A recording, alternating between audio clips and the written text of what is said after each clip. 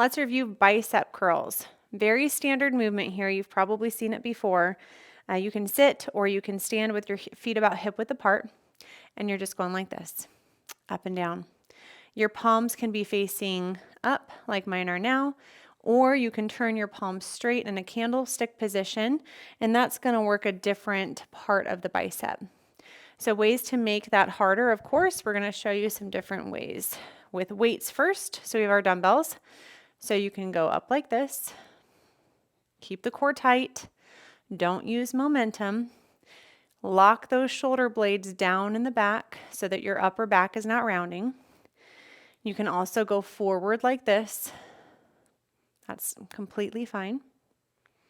I'm going to show you the long band next. So you can stand on the long band. If you want to wrap it around so that it's not as much pressure on your thumb joint, you can. I kind of like to wrap it but scoop it in like this. So this is my preferred hand hold for the biceps. Going up and down. Again, you can turn the palms facing up too with this long band. And if you're using a short band, you'll just do one at a time, anchoring it down at the side of the hip, or just all the way down even, probably. And you can do palm facing up and candlestick, palm facing forward here. Just like that. You can do the other side. And you can also do cables.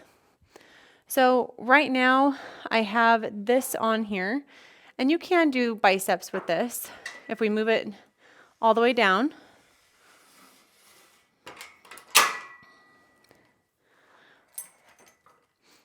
And you just hold on one to each side. I'll kind of turn this way so you can see what I'm doing. And you just pull up like that. So you can also use the regular hand holds like this one and hook it up to each side. So I'll show you that next. All right, I put the hand holds on. I have them at the bottom position and go like this. You can do candlestick position here as well.